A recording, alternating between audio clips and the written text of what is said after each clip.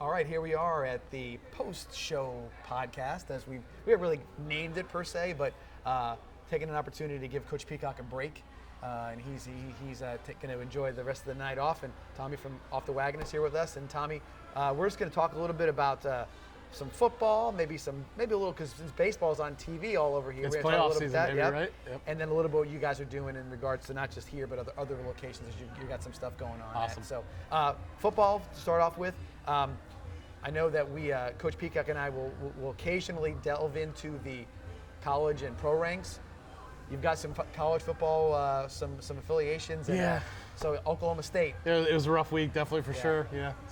It's pretty impressive to see somebody who has had the season accolades of somebody like Barry Sanders, but Chuba Hubbard to be able to put up almost 1,100 yards of rushing in 5 weeks. 5 weeks. I mean, he's the first rusher since Barry Sanders in Oklahoma State history to put up 1,000 yards. So in that shorter period of time, it's unbelievable. And his size as a running back with his speed combination, I think that he might be a guy who falls into the first round in the NFL draft, because he's got that kind of he's got an amazing set of skills. Right.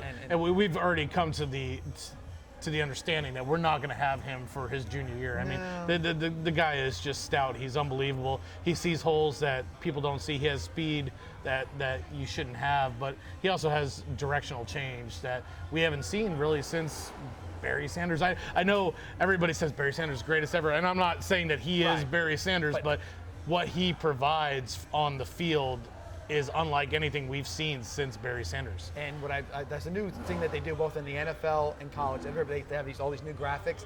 Now they have top end speed. So yeah, like last night, Matt Breida of the 49ers had a nice run, 80-something yards. He maxed it at 22 miles an hour. And have you seen Chuba's numbers? Oh, it's crazy. 24, 25 miles an hour. He's a cheetah. And I'm almost looking at it saying to myself, is the clock wrong? Yeah. Right. I mean, and it's, being little brother to Oklahoma for so long. And, I mean, I get it. We have 3-star recruits. We found Chuba from Canada. Jesse Palmer's favorite player is now him. Right. He can't talk enough about it. I know. Kirk Herbstreit said this is the greatest thing since sliced bread. Yeah. So what are we going to do? So, I mean, it's unbelievable. So we bring it up because, we do ask people for questions and different things. Tonight we had a bunch of the kids from the high school team here eating chicken wings. And thank you for getting that. Yeah, that was awesome. That was fun. Unbelievable. Yeah. And but Mike, the question I got asked the most tonight, I'm a Gator fan, if anybody doesn't know that already, and is that, what do I think about what happened Saturday? Are they the real deal? Are they the real deal? So we'll find out a little bit on Saturday, because this past Saturday, I was a little worried about the test on that game, because we had Auburn had come in always as a running team. Gus Malzahn is a sort of a formational running first kind of guy, and he's made a freshman quarterback look fantastic in spots all season long. And so what I thought was the advantage for Florida, the intangible, I guess you say, is the home field advantage. Right. You've got a freshman in there. The place was and that's the other question I got. How loud was it? Because they were saying how loud it was. It was loud. It was loud. It was loud. I mean, I talked to people who were there. I mean, they dominated. They controlled the tempo, the idea of the game from start to finish. And it could have very well been a 31-10 kind of game, except Florida put the ball on the ground a little too much. That's always going to even out a game like that. But I will tell you that very impressed with how they performed, other than the turnovers, on both sides of the ball on the line. They put pressure on Bo Nix, and when they needed to, they held their own as far as the offensive line was concerned. And it's big for Florida. I mean, the fact that we've watched Florida football over the last few years where they just have not been able to get over the hump. Right. Where they've had some successful teams that have shown some promise and then laid an egg here and there, and they didn't do that. Well, the last time that they showed this kind of promise from end of the season victory was under Jim McElwain. They came back the next year, and it was a total disaster. And what do you have again? You beat Michigan in a bowl game. At the end of the year, you're like, wow, everything's building for this big apex for this season, knowing that you have Georgia in front of you, Alabama in front of you, LSU. There's some good foot teams that you have to kind of navigate. But you get it. You come out and play Miami. It doesn't look quite right, but you figure it's game one, and then you have which in some folks were thinking potential disaster, losing your quarterback, and yet you've been looking better than you have before. And so LSU Saturday night, I will tell you this. I've been to LSU 4 times. I've been to LSU in a day game, and I've been to twice and 2 night games. And I can tell you the difference is tremendous. Right. They get, let's say they get lubed up real well, and they're into it, and they start tailgating on Wednesdays at LSU. Exactly. And it's fantastic. I mean, if you're a college football fan, which I am, and I probably know you are as well, it's well worth going to Baton Rouge to see that. It's thing. definitely a special place. And in LSU, I've paid a ton of attention to LSU over the years with Les Miles from Oklahoma State making their way to LSU, and the Magic as it might be and stuff like that. LSU had some special seasons out there and stuff like that. But I mean, I'm from the quarterback play to their offensive scheme now, things that they have never done before. We're talking about an SEC team that has an offense now. That's a scary thought. That's the thought. So is it? So I look at it from the perspective of if LSU can now score points with the talent that they put on the field on defense year in, year out, that's a proposition that nobody in the SEC was expecting. Right. The only thing I'd say is that probably the one team, or Florida in particular, their strength on defense is their back seven. And Joe Burrow has had pretty much, he's had his pick. I mean, let's be honest. Texas doesn't have a phenomenal, back seven. They don't have defensive backs that can compete on the level that the SEC does. We know that, but Big 12 offenses are completely different than SEC offenses. Right. So they're trying to compare this time at this point in the season is a little bit difficult. But I mean, I'm a little bit weary of Burrows and what he's able to accomplish. Right. And I think that there's going to be that first real, I got to do it now. Yeah. Now in that kind of test. He's played Florida, but he knows the whole scheme. But to have that now become a 3 or 4 versus 7 kind of matchup where a lot's on the line for both teams, and the rivalry has really amped up over the past 3 years since the hurricane situation where they got into that sort of spat about who are they going to play and all that stuff. It seems to really have amped it up. So it's going to be a fun night, and I think a good college football weekend. Yeah. So we'll what's that now? Got a question. Go ahead. Question Tommy, from the audience. Hey. Off the beat of college football, I just want to ask you, which one of those vats of beer is full of the best beer? What's your favorite beer that you brew? The favorite beer that we brew. Are we allowed to even talk about this right now? I guess we can talk about some beer. So we've got a couple. Like #America is actually our flagship beer, which is phenomenal. But man, if you're going for it, just go for the Angry Rabbit. That beer is unbelievable. 10% beer, just awesome. So the next question I got is, what do I order? What do you order? I think you're actually going to go in there and you're going to go ahead and get a London Calling. You like a stout? It's a good stout. It's amazing. Got a little chocolate flavor. And what's the best thing to eat with that? Oh man, with that, I've got to go ahead with the OTW cheesesteak. I was going to say that. It's just this weird concoction of beer cheese and shaved ribeye and spicy peppers. I mean, you just can't go wrong. Mix that with a little bit of a chocolate soothing. I'm sure you're going to need some Tums tonight, but you'll be okay. I'm going to go order one. All right. Love it.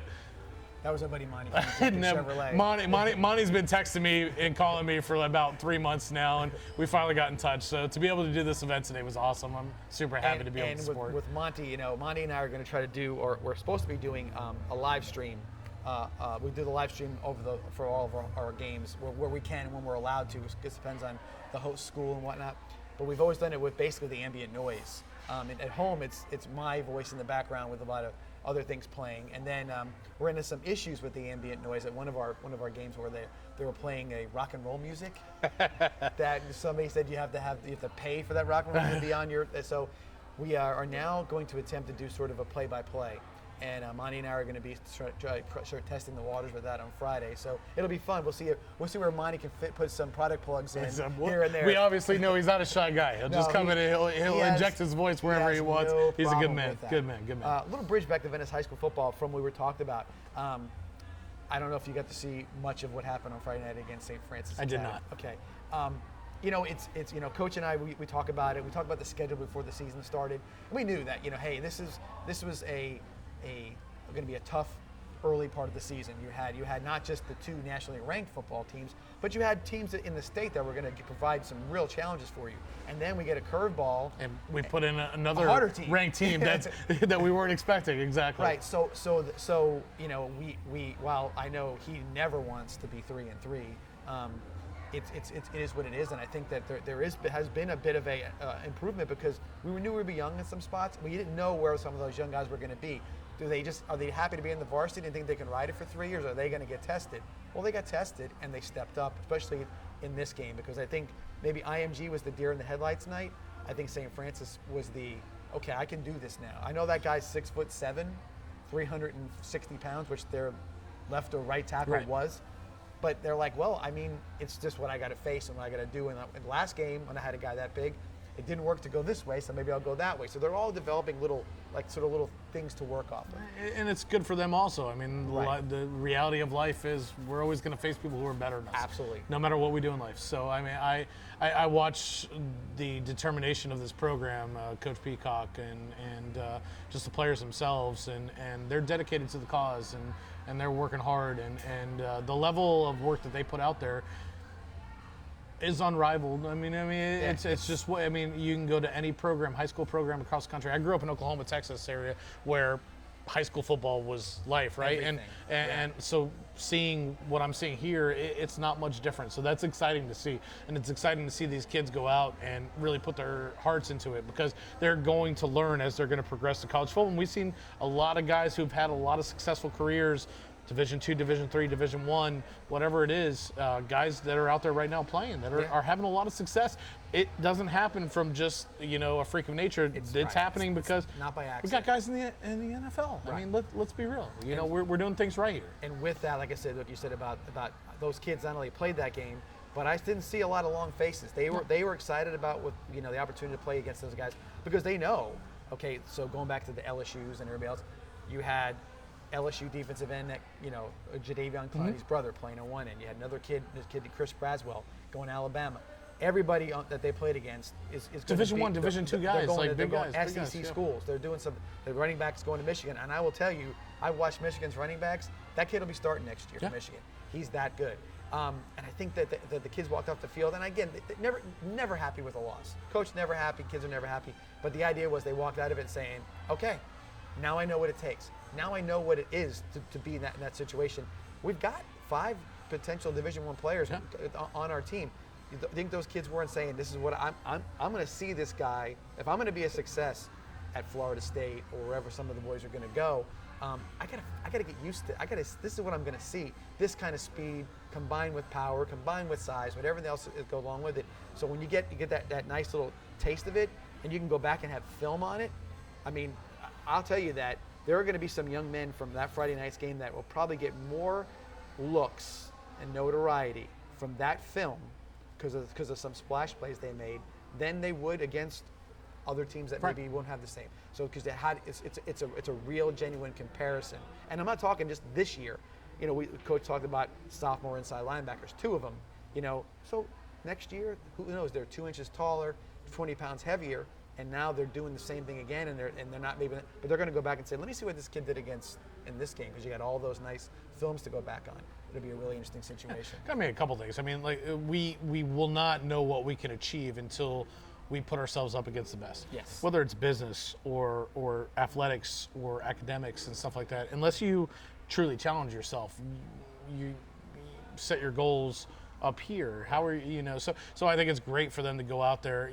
We get our butts kicked once in a while. That's fine. That's life. That's life. And it's actually probably better to figure out now than later that it's going to happen at times. And what I talk about all the time with parents, especially when the kids are younger and they're trying to figure out this, what's little Johnny or Jimmy going to do, how they're going to play. And I'm like, look, the idea here is that the percentage of players that go on and play football after high school is very, very small.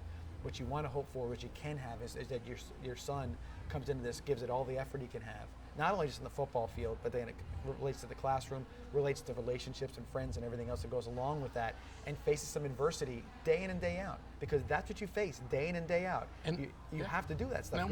They're going to come into the real world, and they're going to have this outlook on the real world that a lot of people don't have. I played professional golf straight out of college. I mean, it's like I played college golf. I went out and played professional golf, and I quickly learned that, where I was the best in high school, I was average in college, and I was nothing on the professional ranks. The reality of that, teaches you, no matter how good you think you are, there's always somebody better than you. Right. And that's a good thing, because those are the types of things that drive you to be better people, whether it's going out and starting businesses or working for a corporation or doing things. These kids are learning life skills right now that they probably wouldn't learn just going through normal life aspects. And you absolutely hit it on the head. And it doesn't have to be just football. It's anything that competitively that you're involved in. Life is a competition in a lot of ways. It's something you're always kind of making your way through things and trying to do the best you can through a lot of different. Hey, you might think you have a clear path, and then somebody moves in next to you, or somebody comes in and somebody starts a place down the street, or whatever's going to happen. You can't control everything. So in that case, in the situation, I think that this kind of a football game, these kind of lessons learned are invaluable. They are. And I think 100%. that if they walk away from it, having faced that adversity with the idea that I can get better and I can do better, and that with a relatively good outlook from it, I think if I was at 15 or 16 and I had that kind of experience, you can't make any difference. Okay, you went to college. Everybody knows that college is a lot of things coming at you from all different ways. It's not just academics, it's social life, it's having to do your own laundry, and all stuff you think is you take for granted. And also you're like, oh my God, what's this all about? And yet now, you have to figure out how to balance things and face these little weird adversity kind of situations. And to go through what you did, you can always reference back to that for sure. 100%, man. And I'm proud of these kids. And I see them come in tonight totally respectful.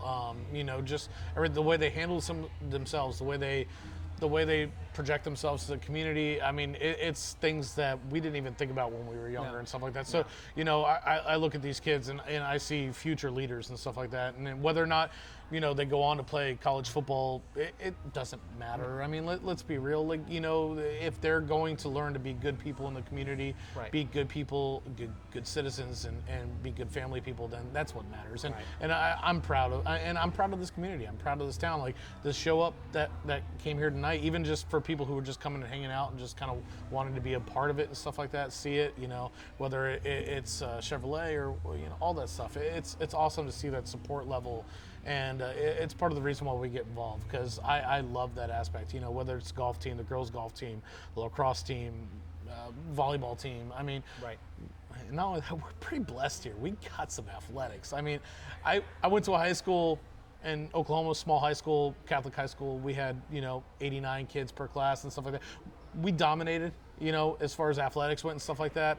To see a big high school like this in an area like this that can dominate on so many levels as far as athletics go, that's special, and it's not to be overlooked that the people who are involved in those programs, the coaches, the parents, the players, the support staff and stuff like that, that's awesome. That's awesome. And that's one thing too. So we've always from day one, and I think you see it now with yourself with the golf team. That the support staff is the community in a lot of cases.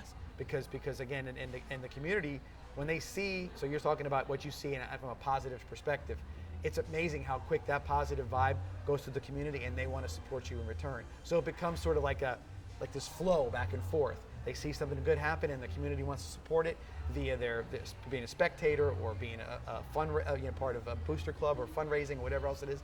And all that kind of it goes back and forth. They do the right thing, the community pays them back in some way, and that's a lot what to do with it, because that's what I always said. There's it's either the blessing of all blessings to be in a one-team town, and like Venice is, or it can be the worst thing of all, because every time something goes wrong, it can be front-page news. Fortunately enough, that's not happening very much.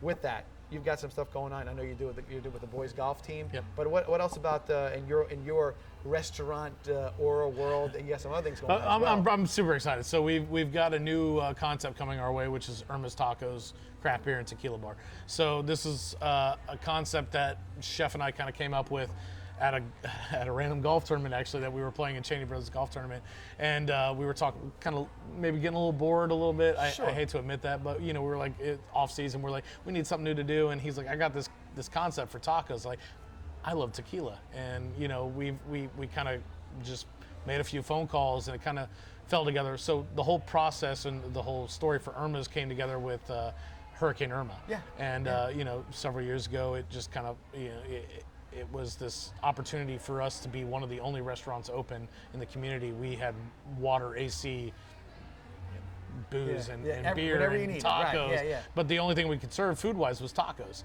So we opened, and we were the only restaurant open within a 5-mile radius, maybe. And we got hammered. We had like 400 or 500 people come through. We sold thousands and thousands of dollars worth of tacos and $3 at a time. That's cool. And it was unbelievable. It was so you're cool. Helping somebody, you're helping the community, and then all of a sudden you're cultivating a brand new concept. Right. And the whole image of what we were kind of transformed with that. People still to me come to this day and say, hey, I remember after Hurricane Irma, like you guys were open and we got to come hang out, and that was awesome. And that's a super cool feeling. And now we're getting to build a whole restaurant brand around that. Based on a tragedy in some way. And I don't want to discount what happened with Irma and stuff like that, but the fact that this community had a place to gather, had a place to hang out, we all got to get together, we had some fun. And I never discount AC, man. It's always about the AC. My gosh. It's always about the AC. It was hot. I mean, it was what, September 11th. I mean, so September 11th. It was. I mean, after that hurricane, how it was hot. it comes through and it gets cloudy. It feels, and then the next day, it's almost like the sun is brighter than it's ever been, and the humidity is still picking up. Oh, it's a rough time. You don't have anything. And I'll share this story because the reality of what the storm was and stuff like that. So I took off from my parents' house, which I stayed at for the hurricane, and I was driving home, and a friend of mine who was up in Atlanta said, go check my mom's condo for me. Sure. So I get out, and I check it, and everything's looking good, and I hear this meowing. It's just meow, meow, meow. I'm like, oh. So I start looking around, and, I found what looked like a feral cat or something like that. And so I went to go pick it up, and it was sad. It was disturbing. The cat was obviously in a lot of pain. We took it home. We tried to dry it off. It was continuing to be in pain that day. So we brought it to the vet and stuff like that. We ended up having to put that cat down. And so that was kind of that sobering moment going into the whole process and stuff like that. So anytime that we can sit there and take positive out of what's going on, whether it was Hurricane Michael when we did the donations for that, or Dorian this year where we did the donations for the Bahamas and stuff like that. The one thing I've noticed about the city of Venice and the whole just Sarasota County in general is how much that people really come together to support our community, support other communities, and support everybody around it. And that's amazing. I think that part of that is that they know that you're just a luck of the draw away from being in a Dorian or a Michael situation. I mean, they're all over the place. You watch hurricanes; it's just like a pinball. We dodged it. I mean, we dodged Irma. I mean, Irma literally took a turn and went around as Indian burial grounds, whatever you want to call it. Right. We've been so lucky. Yes. And I hope we continue to be lucky.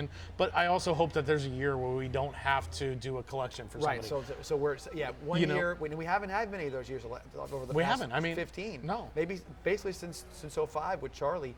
We've seen that it seems like we've had something going on within some proximity of our area, within a few hundred miles or whatever it may be, where we've had issues. But this town never ceases to amaze me how they come together. Never. Never. I mean, we're talking about Michael. We filled up an entire semi.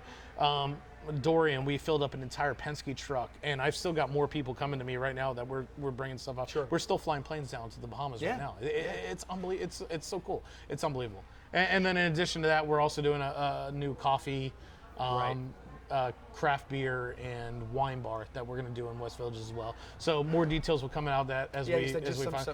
So we've gotten the early stages. I'm super excited for that though. I mean, I really think that as we continue to watch West Villages grow and stuff like that, huge extension to the Venice community and stuff like that. It's unbelievable. It's awesome. Any events that you like to say about going on here in the next 2 or 3 weeks? Man, we just come check out the live entertainment. I mean, it doesn't get any better than that. I mean, we literally before 10 o'clock, we're family friendly. Come in here, hang out. If your kids want to see live music, if you want to, you want to experience live music, we got No Filter on Friday. We got a great band on Saturday called Tucci Project. Okay. A couple guys that were involved with the Allman Brothers. They're blues to the bone, but they play top 40 covers. They play soulful rock. I mean, you're not going to get the opportunity to see guys like this play very often around here. And this is, I'm excited because I'm a huge fan. But maybe again, if you haven't been here before, the venue itself, so the stage area is sort of the way it's set up now, it's in a great spot, right? Because you're sort of back where in the sort of, and I guess you would call it the bar area. Yep. You have some, but again, food's there, everything's right there, and then you have the newer area where we're located, which is the dining room. The dining room area, and if it's Saturday night, LSU's playing in Florida. I know it's going to be on TV here. So again, you're talking about being able to put together a lot of different entertainment choices in one place. The one thing we pride ourselves on is being able to approach any demographic that we want to. I mean, we whether it's the classic rock, older demographic, whether it's the no filter demographic, that's the 20 to 45 range, or whether it's just being able to have an environment that families can come hang out, watch football. Right. Or watch baseball. I mean, the Rays are on right now. Do we have a score update on that? I know Verlander was getting. Verlander's still Verlander was getting a little shackled in the first inning. I know we were up 2-0 early. So. Which is, and again, we'll actually also mention that you have an affiliation that's with the Braves. Right. They actually, I guess they are Venice's team now. I mean, in some way or another. I cannot be any more excited about having the Atlanta Braves down in Sarasota County in Northport, being able to pour beer in their stadium. The way they've just put themselves out in the community, they've done so much. They continue to host events. It's just going to be unbelievable. I mean, I know they're hosting a concert in November. It's a country concert, and I actually managed to finagle my way into getting my college roommate coming down to opening for this band called the Tootsies, who is one of Nashville's bars, like premier cover bands and stuff like that. So I mean, I'm just excited. I mean, the things that they're bringing to town are awesome. I mean, it's a cool tiki bar atmosphere. They've got, I'm really excited for next year, 17 home games.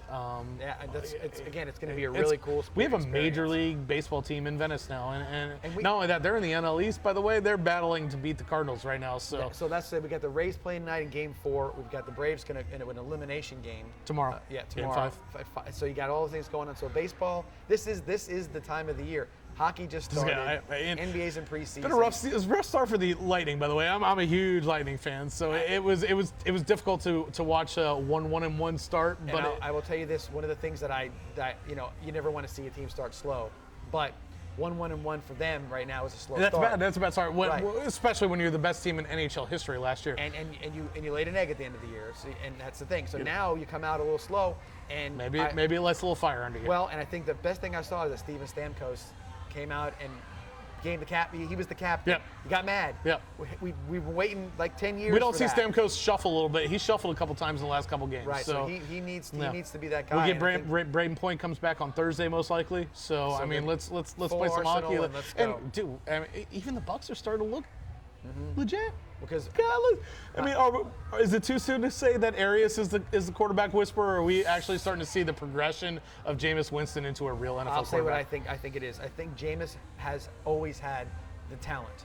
I think what happens with Jameis has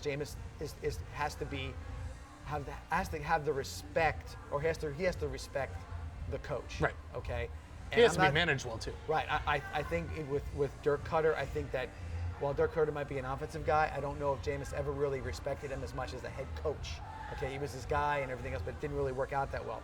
I think Bruce Arians comes in with a big, I think he fills the room up with the way how he portrays himself, and I think when something goes wrong, I don't think Jameis is like, I got it, coach. I'll figure it out. I think he's like, coach, hey, what's going on? Yeah, right. How do I figure this out?